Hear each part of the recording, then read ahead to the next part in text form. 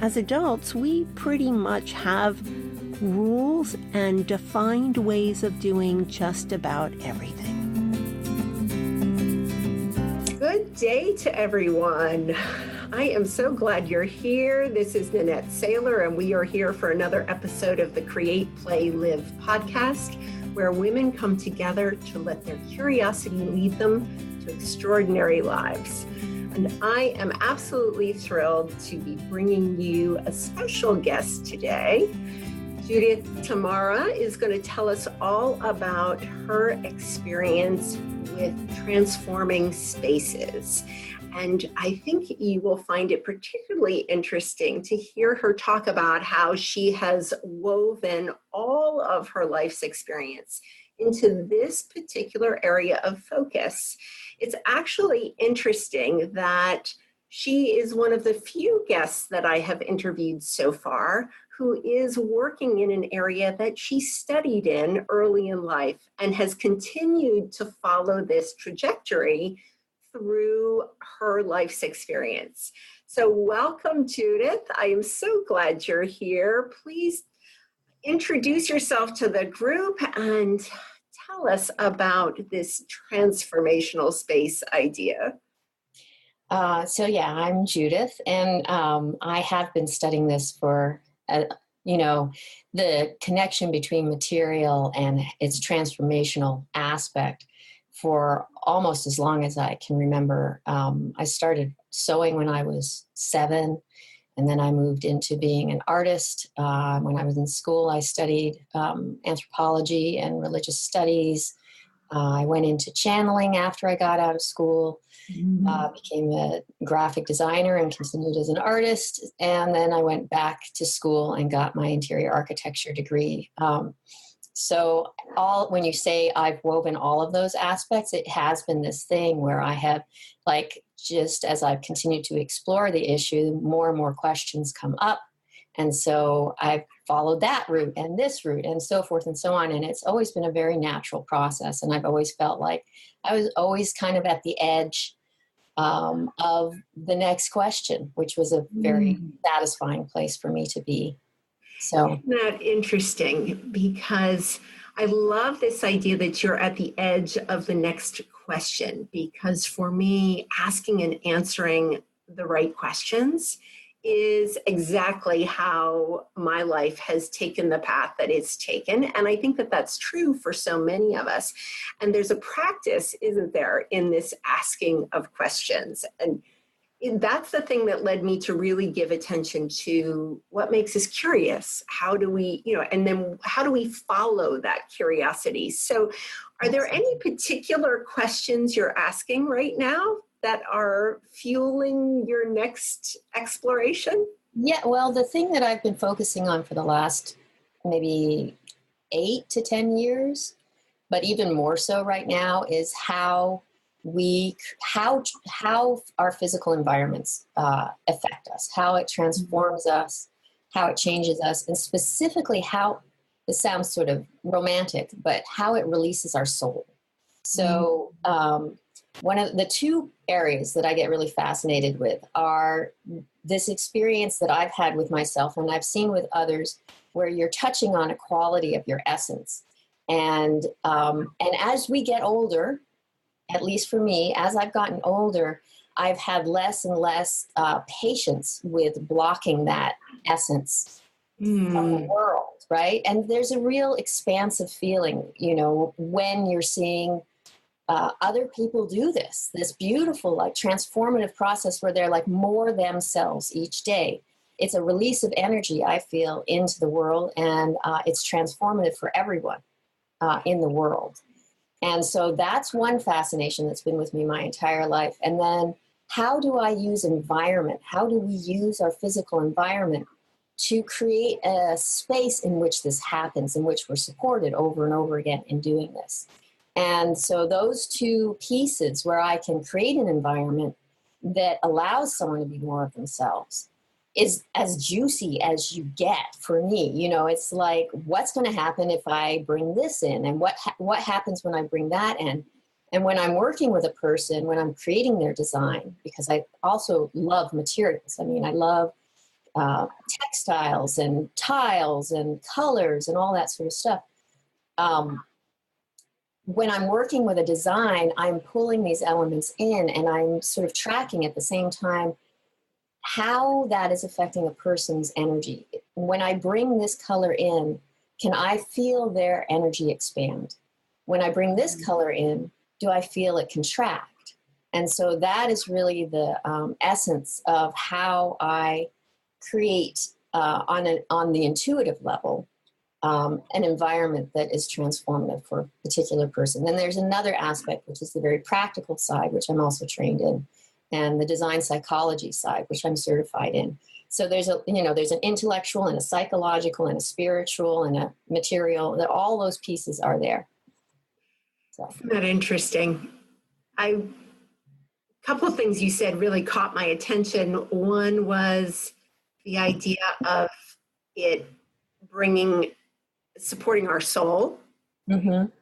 And the other was this blossoming of essence over time, right? Yes. Yeah. And where my thoughts went immediately were to where are the places that essence gets blocked? Exactly. Can you speak a little bit to what you see as typical in some environments where people are blocking their essence? Yeah, that's a big question, actually. It's very personal. I would say the two things that I see, and if I forget the second one, remind me. The two things that I see are people's resistance to taking up space. And the second thing is repeating patterns from their environment in the past that are constrictive. Okay. So repeating patterns of from their past. So we know that it's becoming more obvious in neuroscience as well. But we know that people tend to recreate environments of their past. Yeah. And this is a lot of my design psychology stuff. We create both, we draw in elements both of like negative environments and of positive environments because we really imprint those, especially as we're young. Mm-hmm. And in those environments, patterns of behavior are also held. Our environments are like one of the biggest predictors of behavior, and along with that are predictors of beliefs and predictors of experience and emotions and feelings. So along with all that like materiality come the triggers of feeling the same way. And so what happens when I work with someone is we look at the negative ones, or what I call the ones that aren't really supporting you, and the positive ones, and we pull out, we make the positive ones be the dominant space, and we release the ones that are the not as supportive ones. And so that is the first place where I see essence being squished a little bit, is in this unconscious repeating of these patterns that don't hold us, don't tell us we're wonderful, don't tell us the story of us being the thing that we are, the person we are, the person that we want to be. The second one, which is taking up space, is actually, it's very interesting. I work more with women, and I work with women who are often entrepreneurs or creatives or visionaries or nurturers or healers, that sort of a person. And we tend, because I'm part of that group, yes, we tend to not put ourselves in our space. So you can imagine like a healing artist creating a beautiful environment for their clients, yes, but forgetting the support she or he needs for themselves. And I can give you a really good example if you'd like. Sure. Yeah, absolutely. Because I think I immediately could understand that. Yeah. And it's really, really common. And because it's about our power. When we step into that space, it's about our power and all the emotions that come up with being fully seen. And so I was working with this wonderful woman. She actually used to be the nanny of my kids when my kids were young. And she is just the most nurturing person in the world. And she opened not a daycare, but a play care up in Portland, Oregon, in Eugene. And she wanted me to look at the space. And I said, absolutely. And we did this like on the phone. So I do all my work online or virtually. And so she's describing, the cubbies she's made and the textures she's made and all this stuff that she has put into place for the experience of the children, which is awesome. It's wonderful that she's done that. And I look at her and I'm like, so Meg, where are you? Where are you in this thing?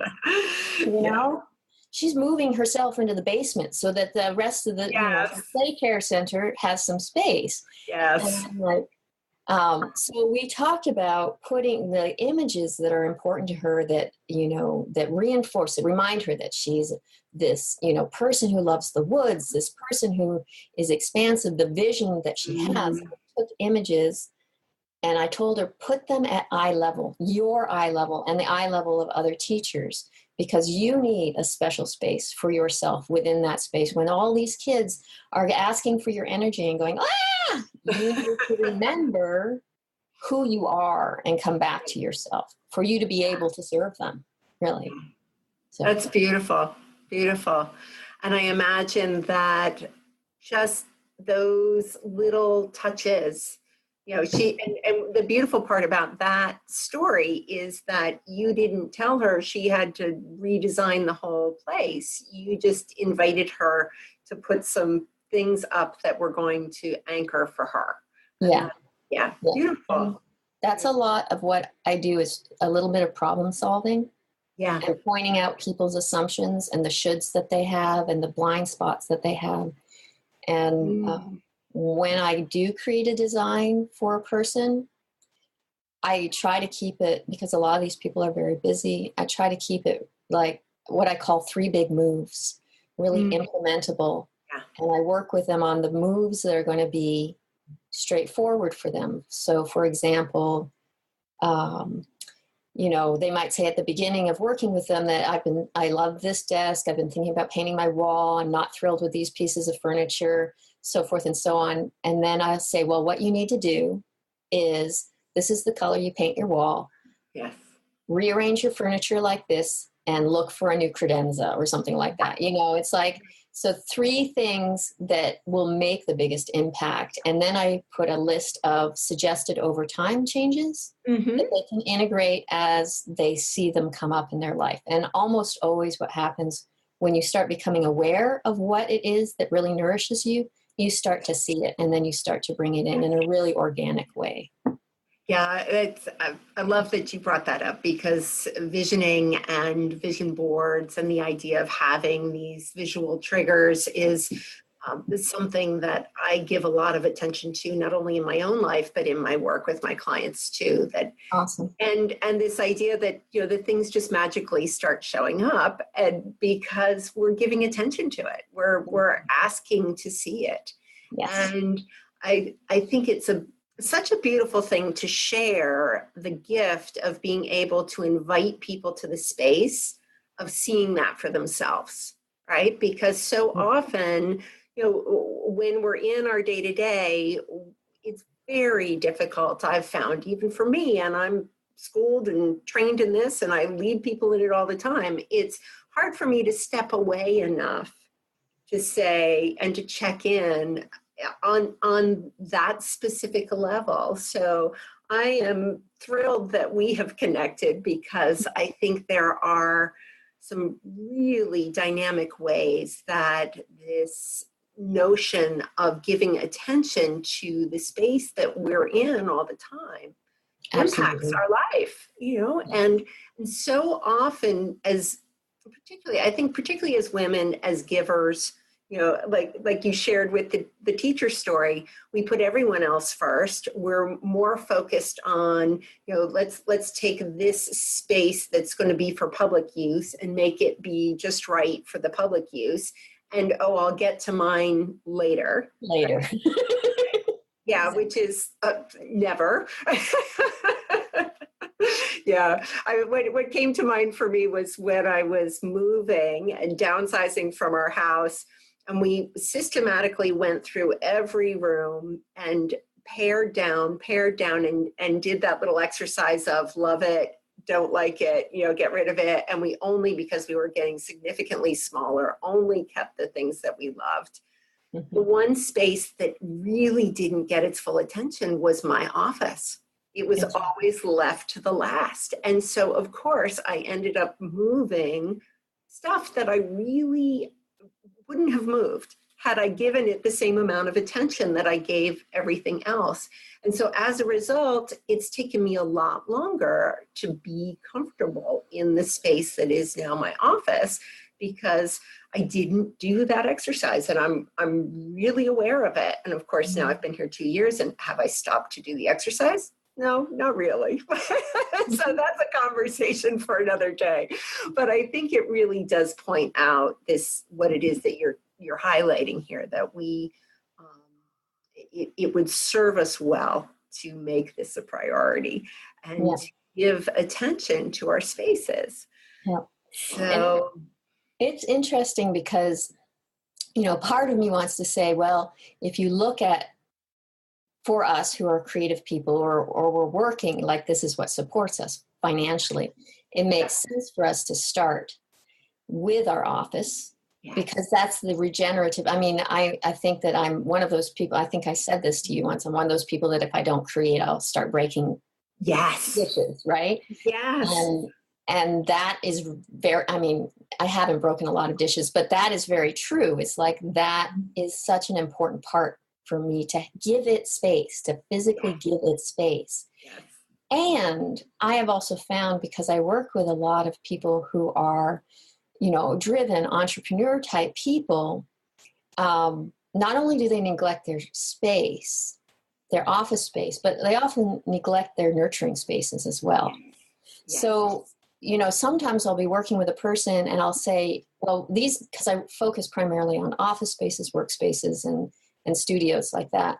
But sometimes I'll say to the person, we could focus on your office, but we actually need to focus on your bedroom a little bit too. Yeah. Because you need that quality of rest and regeneration. Or it could be that they need a space where they have more connection with their family. And so it's like I've given myself this, I do this program where basically I focus on one room, and that is in some ways a limit for myself. That's to say to myself, this is the box that you need to stay in a little bit, so that you're not, hopping around the house and making all these changes. And I think that when you change one room into alignment with yourself, the other rooms naturally start to go. Yeah. Yeah. So let's talk about the bedroom a little bit, because you and I had a conversation about how important sleep is. Right? When in preparing for these conversations, we always have a little bit of pre-dialogue about what's important and what works, and certainly what nurtures your creativity. And what came up in that early conversation for Judith and I was this idea that sleep is so important. And what I find amongst the creative community is, one, many of us are night owls. And then as a result, the amount of sleep that we get is limited. Mm-hmm. So talk to me a little bit about sleep and sleep and space and transformation and sleep and all of that good stuff for you. Okay. Yeah, sleep is delicious to me. And I actually think it's part of a bigger need for me. My mother is an artist, and she's very good, very, very good artist. She's 77. I'm like, you are hitting your peak, lady. Yeah. Amazing work. And I was talking to my daughter, who is also, she's a writer and she has artistic thing. And I was explaining to her that doing art is really 98% staring out the window. There's this huge, it's like that glacier thing. The peak is the little part that not the glacier, the iceberg. The peak's the little bit that you see above the water, but you need all that support underneath for that little part to stick up. Yeah. Sleep is one of them. Sleep is a big one for me. And I also include anything physical, anything nourishing and slow moving to the body, like slow yoga. And I've really been into doing, it's the Ayurvedic massage. I don't know that. Yeah, it's wonderful. And a friend of mine who's an Ayurvedic person explained it to me. And it's this slow nightly massage with coconut oil or sesame oil and maybe some essential oils. Mm. It just is like I do yoga and I do that. And I put earplugs in because my husband snores, and I put an eye mask on and I'm like out, Yes. and that level of depth of sleep, I wake up and I'm so much more functional than if I skimp on it. That it's a no-brainer. It's just a no-brainer for me to be able to do in 10 minutes, which if I wasn't rested and I'm cranky would take me 2 hours. And so it's really about feeding my roots, feeding my source, and giving it all that space and all that lusciousness that I possibly can. It's the best investment of time ever. Yeah. And I think, thank you for sharing that, because that's where I think a lot of us go is, oh goodness, I only have 6 hours, right? And somehow making ourselves wrong if we take an extra hour of sleep. And really, that is it's the renourishing, isn't it? We have to regenerate. Our physical cells regenerate when we sleep. So, no surprise that our mind is refreshing itself too at the same time. So. Yeah. Or cat naps. You do something intense and then you go and lie down for 10 minutes and your brain puts it together. It's like, it's such a shortcut. Yeah, it's an interesting thought to remind ourselves that it's okay to take those little breaks, right? Yeah. And I'm like you, I have discovered that no, this is not a time waster. This is actually a time generator, because I'm so much more productive when I give myself those little rest breaks. And if I'm tired in the middle of the afternoon, then right? Yeah. So I've designed my life this way so that I can, right? And then somehow we start to have that conversation with ourselves that says, well, I'm not allowed to. Oh, why not? Why not? Your body is telling you, your mind is telling you, stop for a moment, take a rest. Absolutely. So, are there favorite elements that you like to include in sleep spaces? Well, again, I don't do sort of it's very personal. Everything that I do is very, very personal. The design psychology and the channeling background and really the interior architecture background as all move towards that idea that we all have such different space needs, place needs, material associations. For some person, that sort of Zen space is going to be really, really nurturing and really, really calming. And there is something true about having low stimulation, right? There's something, important about that. And for other people, that they don't feel contained enough. They don't feel grounded enough. They don't feel secure enough because the environment that they are naturally attuned to, not just because of their past, but because of who they are, might have much more activity going on. And so when I'm looking at someone about their space, I'm really exploring what was it, what objects, what elements really cue them into the space of nurturing, and what assumptions they're making, what shoulds they've got going for them. And a lot of people, I've noticed this since I've started working on spaces, a lot of people, their first impulse when an interior architect or interior designer comes in is to start apologizing for their space. Yeah. And I've been guilty of that. I'm so sorry, I should have this. And I'm like, no, man, you don't, there are no shoulds. This is life. It's messy. It's in process. It's, it's about accepting you. And until you can start from that part of like accepting yourself, I don't think that you can actually make that changes. You can't make a top-down change. You have to sort of make a change that flows naturally out of yourself where you resonate. Interesting that you've talked about the shoulds now a couple of times. Yeah. And in my work too, I talk often about inviting people to listen for that word, Right. and that word is a signal that there's something not aligned, right? Exactly. Right. And it's this idea that somehow we're listening to somebody else's playbook, or, and we're saying, well, if only I was this, then I would be doing this, or I would have that, or it would be this way, or I would be able to do this.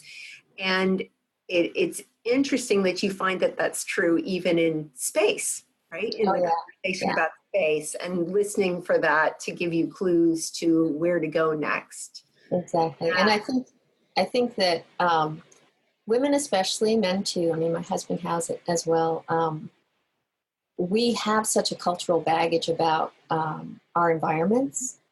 We are the keepers of the home. Yes. And it's a judgment. We feel like we are being, and sometimes we are being judged about how our house looks when people come into it. That goes back, that's a historical thing where cleanliness is really associated with virtue. Mm-hmm.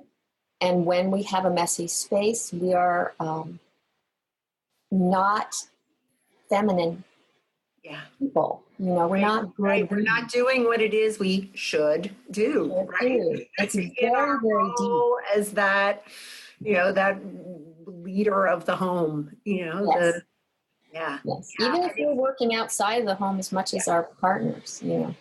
Yeah, and it's interesting that somehow what I have seen for myself and for others is that somehow if I can't do that, then I can't measure up in any other way. Exactly. Right? Yeah. That somehow that's the kingpin. Exactly. Right?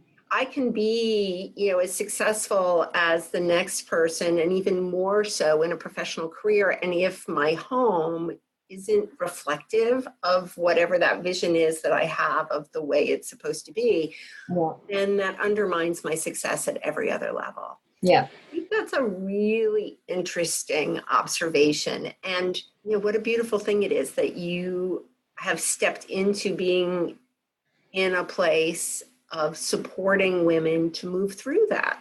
Because it's not just about, right? Because it's not just about dressing up the space. It's about them coming to terms with who they are, what they want, and how that can be represented in whatever the surroundings are for the given time. Right.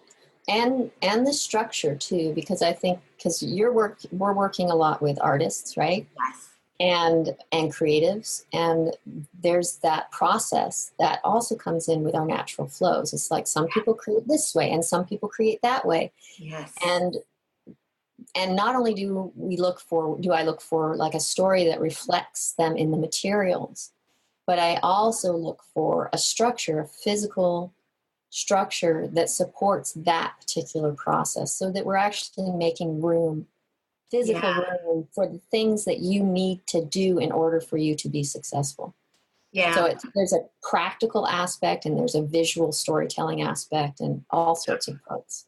Yeah. Which makes it fun, Yes, exactly. So, and you get to weave all those pieces together. And I think it's fun too that it didn't even catch my ear at first, but the idea that you have been, I don't know if you're still practicing at all as a textile artist, this idea of weaving, right? Yes. And I do. I would love to be practicing more. Yes. But I've done a weaving for my graduate school. I actually went to Italy and did a weaving intensive in Florence.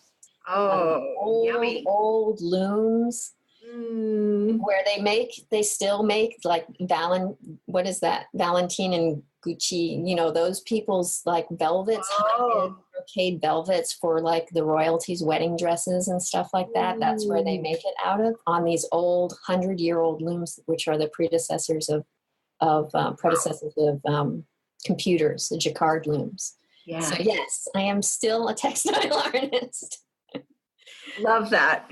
Yeah, it's fascinating that the whole process of weaving to me, and I love the kinesthetic part of it, You I know, love it. and when I was in college, believe it or not, I had a suite mate because where I was at school, we had a large agricultural school that was part of the state program.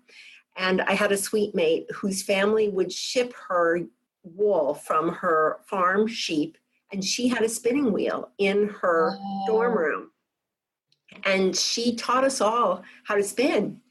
That's and we would awesome. sit and card wool with her. And, you know, it was the craziest thing. Half of my suite mates were from Manhattan. They'd never even seen a sheep. Yeah. Totally. Right? Yeah.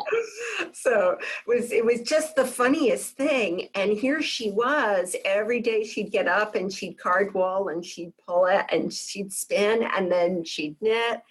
And I'll just never forget that. I'll never forget that. It was the coolest experience. Really, really fun. Yeah. So, yeah. And then later on, I got fascinated by the possibilities of creating yarn, if you will, by things other than wool or fabric. So stretching t-shirt material, weaving paper. I've crocheted with plastic bag yarn, plarn, you know, all of that stuff. What else might I twist and turn and pull and turn into a string so that it could then do something interesting? And yeah, that still calls me a little bit. I don't get to play with that as much as I would like to. So thank you for triggering that memory and encouraging me to think about, gee, where might I fit that in a little bit? It's good for the brain too. That sort of stuff is very good for the brain. Now, I will admit that I am not one to do the complicated knit stitches. I can't, the counting and all of that is too much for me. I want to be able to just feel my way through it. Absolutely. Yeah, so it has to be a pretty simple stitch process. Otherwise, I get frustrated by the fact that I've dropped a stitch or missed something or the pattern's mixed up and I have to just give it up. But this is actually reminding me of when I went back to interior architecture school and got my graduate degree when I was 40, which was 10 years ago. So I went back late in life. And it's I had no idea what a grueling process it was going to be. And so I went out and I bought the most luscious mohair green yarn that I could find. I busted out and I just would knit. I would just knit. And then I would unravel it, and then I would knit again. It was just so that I could have that physical without having to use my mind and think the stitches and anything like that. It was just, I'm just going to knit now, you know, and that soothed me. That rhythm soothed me because it was such a stressful process for me. Yeah, that's beautiful. I have a couple of friends who carry little bags with them everywhere they go, and every chance they get, they're pulling out their knitting and they're working on it. And you know, when it happens, it of course triggers the grandma memory, right? Right. But I've totally let that one go, and am completely in awe of them being able to sit quietly and just do this thing that feels good. Yeah. And I was actually teaching in a program, Creative Expressions, where they made an exception for one of the women. Normally, we wouldn't have allowed people to bring distracting things while they were doing this other work. And the therapist at the program determined that this woman could knit because it significantly reduced her anxiety. Yep. And, you know, and so they said, you know, it's actually better for her to bring it in. She'll pay more attention if she's able to do this while she's sitting there. And so they were able to make an exception for her to do that. And it served her. It really, really served her. So we also, you and I had a little bit of a conversation about one of the questions that I love to ask everybody is if you could be a super being, you know, if you want to be an action hero, what would you be? Please share with the audience, our listeners, your superhero character. The superhero, and I've said this for years actually, because somebody asked me this a while ago and told me this story about somebody who said this is a horizontal surface woman. So that when I walk into a room, horizontal surfaces, tables, beds, etc., would magically be cleared. That would be my superpower. I would be very powerful. It's starting with my space here, right? You can see that I have a little resistance to clear horizontal space. Which is, is part of the creativity. They really do know that people who are creative have messier desks. Yeah. And they really do know, actually the reverse is true too, is that people who have messy desks are more creative, like they think more creatively. Did you know that study has been done? Yes. Yeah, I just recently saw it. It resurfaced on Facebook not too long ago too. Yeah, and that being said, I did a video not too long ago where I talked about the value of order in that creative energy. And the example I gave was a couple of things happened when I moved into this smaller space. I used to have access to a 2,000 square foot warehouse full of repurposed creative materials. So I never had to keep anything in my space. It was a creator's dream not to have a whole garage full of your own stuff. I could just go to the center anytime I wanted, and I could take whatever I needed. And because I don't create generally with specifics in mind, I like to start with the materials and then see what they turn into. That served me. And I knew what was generally there all the time. Now that space doesn't exist anymore, I have to hold on to some of my own supplies. And I'm in a small apartment and I'm sharing an office with my partner, Bill. So I only have half of a room and half of a closet to keep things for vision boards and all kinds of other things. So I ended up with a shelf, one of those standard wire shelves. And what I did was to put all of my supplies in little clear plastic shoe boxes. That's what I did too. Yeah. And now all I have to do is make sure that when I come back from an event, generally we clean up pretty well, but when I come back from an event, just make sure that the glue's in the glue bin and the scissors are in the scissor bin and the tissue's in the tissue bin and the yarn's in the yarn bin. And then the other beautiful rule of all of that is if it starts to overflow, it goes away. Because I don't need more than what's in those boxes, because I'm generally not doing workshops for 100 people. I'm doing workshops for 20. Right. And I only need, so much. But it is one of those sort of process through things for me as a creative to come to this awareness that order doesn't necessarily have to be stifling. Exactly. In fact, in this case, it makes it so I can grab and go, and I'm more willing to do more workshops because it's not hard to set them up. Because I just look at my shelf, I grab the 6 bins, I put it in my little handy carrier, and off I go.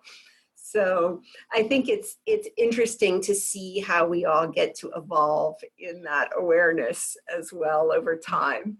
Yeah.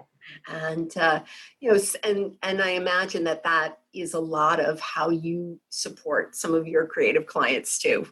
Some of them, it's a real issue. I think also that I'm very interested in the idea, and this might be more philosophical, but order and its relationship to beauty, and that beauty is actually a form of order. So when something is, and we're not talking sparse, we're not talking that kind of like minimalist structure.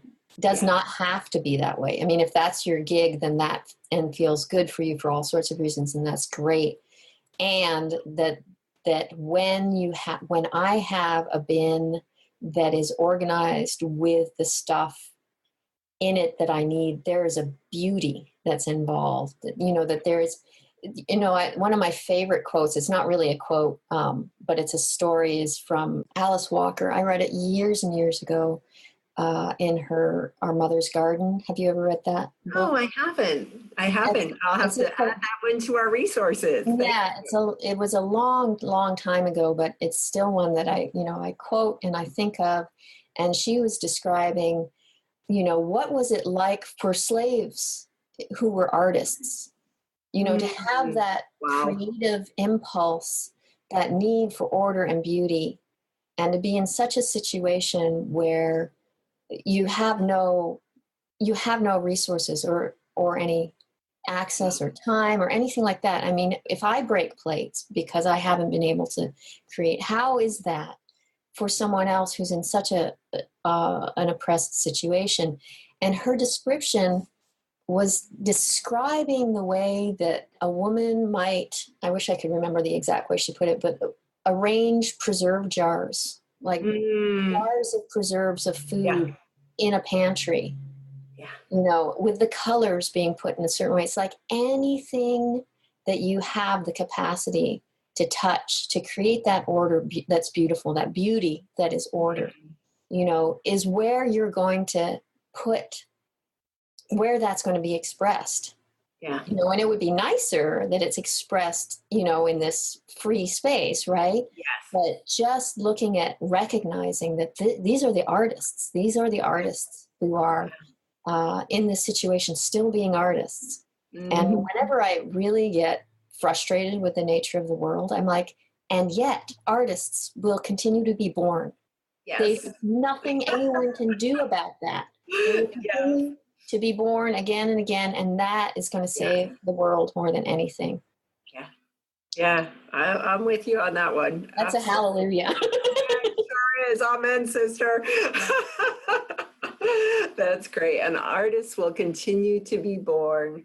Yeah. And what comes up for me is then this expression of what an artist is, right? That complete expansion of all things, you know, and the continual exploration and recreation and, you know, just the energy of that, I think. Yeah, it's a real feel good, you know? It's a real feel good. And I would say that when I think of artists, just thinking about it now, it is about ordering, you know, and we have this idea that ordering is this sort of stifling thing. That's a should. That's a total like somebody else's idea of what order is. And, you know, when someone gets critical about, you know, artists, they're always disorganized, they're always staring out windows and not doing productive things. It's like, actually, that is an order. You know, that is an order. And, you know, if it's harsh and you're mellow, then that's fine. You can leave. Right. But this is how we process. This is what we're creating right now. Yeah. And we're seeing all that is, and touching and feeling and breathing and experiencing all of that, and then bringing that in and translating it in some very unique personal way. And I think that's the beauty of that is we're gifted with, and I believe we're all gifted with the ability to do that. We express it in a variety of different ways, and some of us just have never been given permission. Exactly. You know, and so our histories and our experiences are telling us it's not okay for whatever reason. So so much of why I'm having these conversations is to engage the people, particularly women, who have seen a little glimmer of that spark of creative energy and who somewhere along the way were told, no, that's not okay. And now are beginning under a new set of circumstances to have the sense that, well, maybe I could just test this a little bit. Maybe I could just see. And my experience is that that's all it takes, just that little bit of let me see, and then carving out places and spaces for that creation to take flight. And so I love that what you've been sharing with us is how to really honor that, you know, that the spaces and places for this creation to take flight is necessary, because we don't, although it's possible for me to sit on a bus and create, it's it's a lot more likely to do it in a space that feels like it's been designed for that, right? And that it's holding space for me to bring to it whatever it is that's intended to be born. Or, you know, or a number of spaces. Like, we don't need to limit it to one. We can create on a bus, and we can create at home. And we can create in a coffee shop, and it's really okay. Yes. It's really, really yes. Yeah, I was just having the conversation. I facilitate a group for, it's called the Content Creators Club. And some people are writing books. Some people are trying to get their emails out every week. Some people are writing poetry and creating memes and visuals and doodles. And so it's just about whatever it is that, assuming I'm in a place where I want to message in some way to an audience, we come together once a week to do that. And one of the things we were talking about is that, some days my space just doesn't feel like the place I want to be. And so it's okay to pick myself up and go to Panera or go to the library or go to the beach or go sit in my car. Exactly. It doesn't, it can be anywhere. And sometimes we need that shift of energy for whatever reason. So yeah, it's one of the other things that I've been doing with a friend of mine, Gail Butters-Cohen, who's been a guest on this podcast. She and I have been doing some creating that started out on her kitchen counter.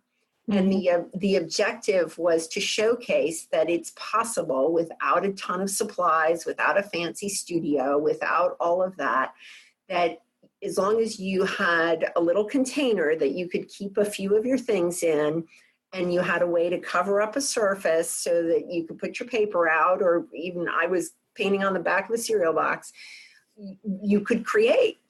And that energy I really love to support because, as you say, yes, it's beautiful when we have the space, and yes, we want to be sure to honor that the space is important. And at the same time, if I can carry with me, and I just love the paintbrushes now that have the water in the end. Yeah. So you can take them anywhere. And with a little thing of watercolors about this big and one paintbrush and a couple of little squares of paper, I can keep myself entertained in a space that's smaller than I am, So. Yeah. And it's important to not wait for perfection. It's important to not wait for everything to be in place, because I do think that one of the things that's very interesting is I'm not a big believer in what I consider like top-down interior design. Is that I'm really working with a person to uncover their blocks and their blind spots, but placemaking is a natural process. That placemaking emerges from us, and that the things that we do, the actions that we do when we're aligned with ourselves, or when we're exploring, maybe we're not aligned with ourselves and achieve perfection, but we're exploring who we are, those are all safe things to do. I mean, it's a space, it's like, don't get intimidated. You could paint the whole place black, and if it didn't work, you could paint it a different color, and at that point that black might not work for you, but you wouldn't have known that before that. So it's all this process. And that's really how, architecture and space used to be created before. It's like you would put the door where the sun came. Yes. And then when you had that first room, you realize, well, I want it in relationship. I want to be able to see the barn. So I'm going to put a window there, and I'm going to build another room. And it was this very evolving. Cities too, that's how they were created. Very evolving process based on the actions, the everyday actions that people took. Yes. I'm so glad you brought that up, because it's one of the things that I notice most, and just kind of makes the hair stand up on the back of my neck. And it came from all my years in hospitality. One of the things I could never understand, because I spent a lot of time traveling throughout the Caribbean, a lot of beautiful places. And I would step through the front entrance of a hotel, and if I didn't know it was in the Caribbean, I could have just as well been in Chicago. Yeah. And I thought, this is crazy. This is not what I want to experience when I come to a place like this. I want to walk through the entrance and see the ocean, experience the beauty of the place. And it just always surprised me that somehow we had decided that it was more important to have this standardized formula of a structure that could be put in as many different places as possible. Yeah. And I also love that you touched on this idea of the evolution of things, that it's coming from the bottom up. It's Yeah. experience of, because I think so often we get stuck in the, well, if I can't have it be the House Beautiful version, then I guess I'm just stuck. I'm just not going to be able to do anything with this space. And that's so not true, right? Yeah. So Yeah. not true. It's paralyzing sometimes. Yeah. And there we have our shoulds, right? So thankfully we have you to support us to process through some of that and recognize, and for you to lead us to, as you shared in the very beginning, the 3 key pillar things that you offer to your clients as things that can be done immediately without a lot of resistance, without a lot of, pomp and circumstance, if you will. And I think that's, it's refreshing to hear your approach, because I know it hasn't necessarily been my story, because I've never been in the space of, my history is resistance to the House Beautiful. So that's something right. for us to, the rebel in me has always been the opposer. So it's interesting for me to notice that creates its own blocks, right? Yeah, exactly. And I've dealt with that in people before, for sure. So that's my story that I have to work with, is that, and certainly my mother will remind everyone of the bad news boyfriends I had that were in resistance to having one, right? But the idea that we can create a space that serves us without a lot of the formula, I guess. I think that's what I was looking for, is that, and your experience brings you to a place of being uniquely qualified to support us to really tap into that. Yeah. So I think that's a wonderful place for us to bring our conversation to a close. Excellent. There's one other thing that we didn't talk about. This podcast, of course, is called Create, Play, Live. We spent a lot of time talking about the create idea, and how you're creating in your life, how you're supporting others to create. I always like to ask my guests to speak a little bit about how play shows up for you, and just to share some fun little story about how that's true and how it informs your life. I think it's particularly relevant. I'm very focused these days on adults playing like children, and because of that, we have all of these shoulds about play, for sure. So share with us a little bit about how that shows up for you in your life. Well, I like that you say adults playing like children.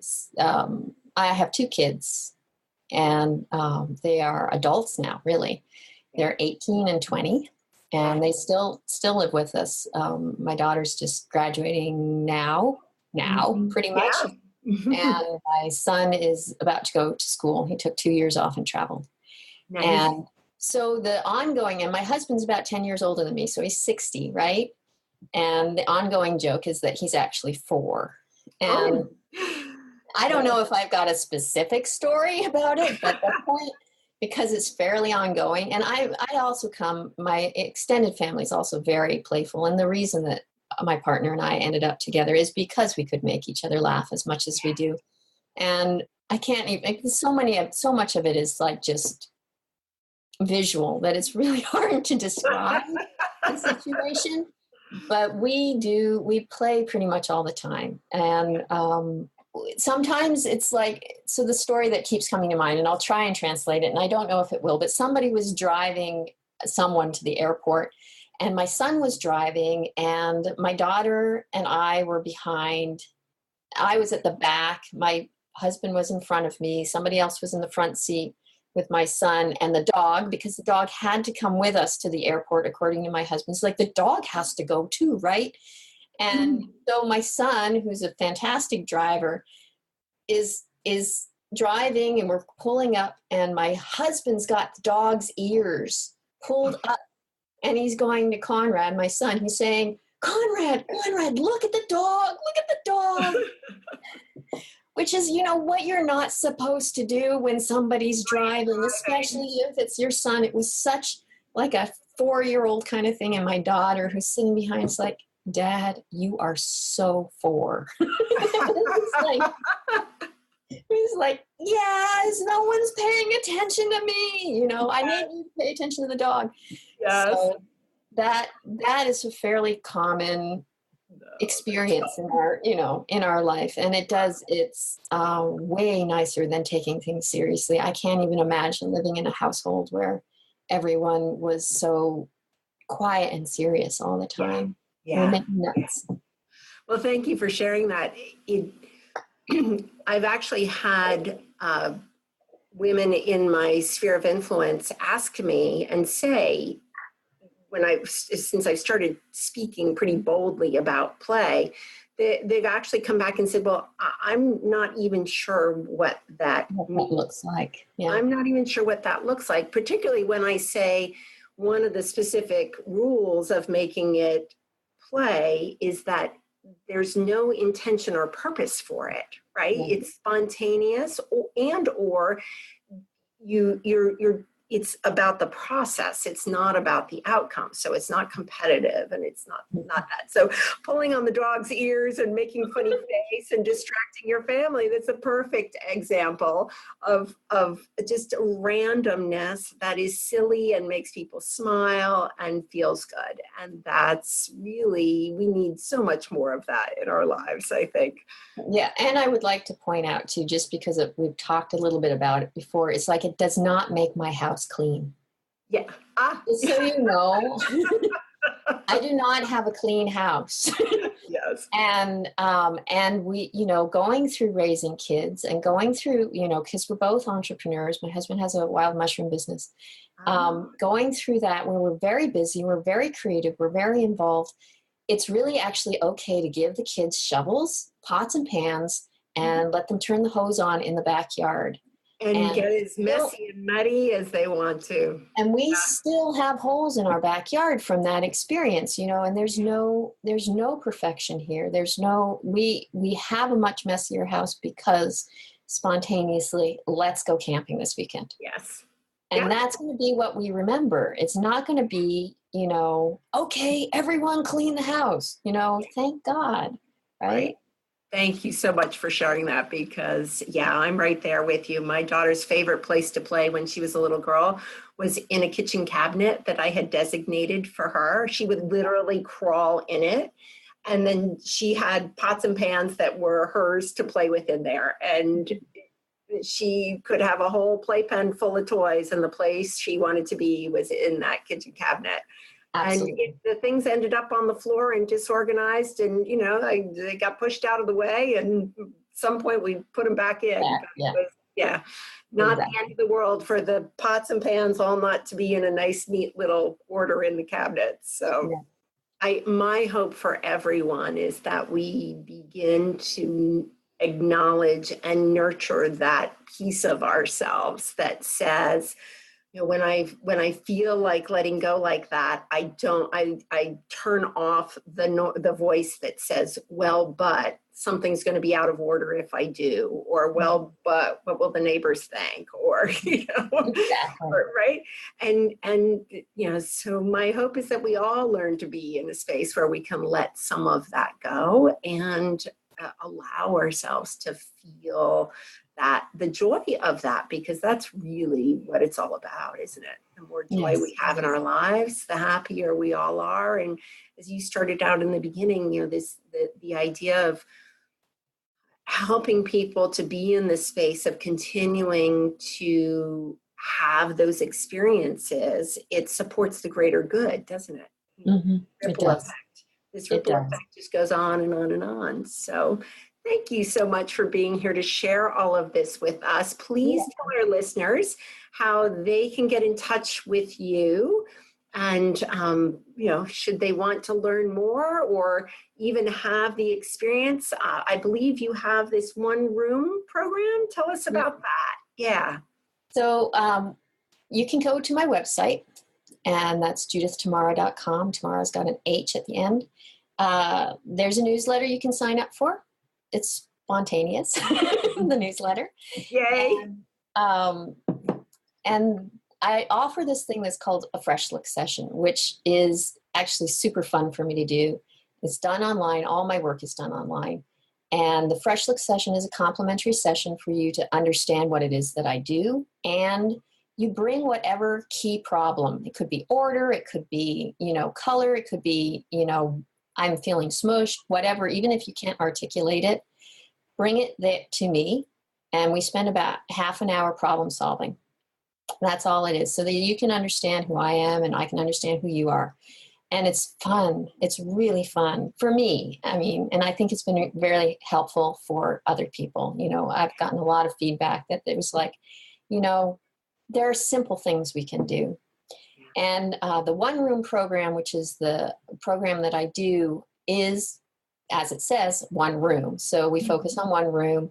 We get clear about what your outcomes are that you want. And for example, it could be you want to be more creative. It could be that you want to make more money. It could be that you want to have financial security. It could be that you want greater flow in your life, more self-nurturance, whatever it is. We get very clear about what your final outcome is. And then I take you through a process that involves design psychology and a lot of my intuitive skills and a lot of my interior design skills. And I come up with a design that can be implemented easily for an active, evolving person. And that's the 3 big moves where I really find those 3 moves that are going to make the most significant change, a shift in the energy.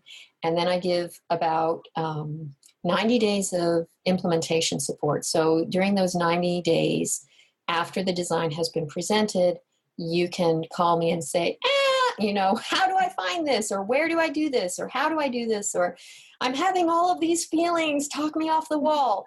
That sort of a thing. And I will do that for 90 days so that you actually get the design into your place so that it can affect you, that it can help you. Beautiful. The Fresh Look session you can sign up for on my website. That's, Judith Tamarah. I think that's going to be in the links as well. Yes, absolutely. That'll all be in the show notes and the resources. Yes. Excellent. And just sign up. There's a scheduler. It's easy peasy. And the one room program, if you're interested, then just talk to me about it and we'll go from there. Oh, I'm so glad to be sharing this with our audience. And thank you for bringing your gifts to our show and your stories and your smile. And I'm going to take away a little bit of playful energy today, I think, and some real thoughts about space and place and creation and what it takes. And really appreciate you being here to share all of this with our listeners. And with that, I will say goodbye and thank you. Much appreciated, Judith, that you joined us. And thank you to you. I really, really had fun talking. This has been wonderful. Good. I'm glad. That's always my hope. And until we gather again for our next conversation, I'm sure that Judith, if you'll be our guest again, I would be happy to have you join us at some time in the future. And we will continue these conversations until we don't. So. How true is that? Yeah, exactly. So thank you all. And with that, I will say goodbye for now. This is Nanette Saylor, your host, with my beautiful guest, Judith Tamarah. Create, Play, Live podcast. And we'll see you all on the next show. And until then, stay curious, my friends. You are listening to the Create, Play, Live show, where women come together to share how curiosity and creativity lead them to extraordinary lives. I'm your host, Nanette Saylor, and I'm honored to share the mic with some truly amazing women who have asked and answered the question, What if we stop adulting and live every day with the curiosity of a child at play? And these enlightening conversations will invite you to let go of outdated standards, make your own rules, and give yourself permission to play more than ever before. You have the power to create your life. Spend some time with us and you'll learn to see life through new eyes and challenge yourself to new possibilities. We may not solve the world's problems, but we will get you to think differently about your own. Come play with us. Listen and subscribe at createplaylive.com.